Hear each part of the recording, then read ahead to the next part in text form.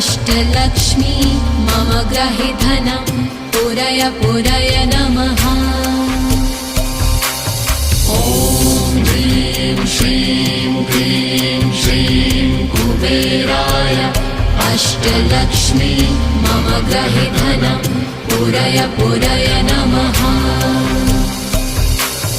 ॐ ह्रीं श्रीं क्लीं श्रीं कुबेराय अष्टलक्ष्मी मम ग्रहे धनं पुरय पुरय नमः।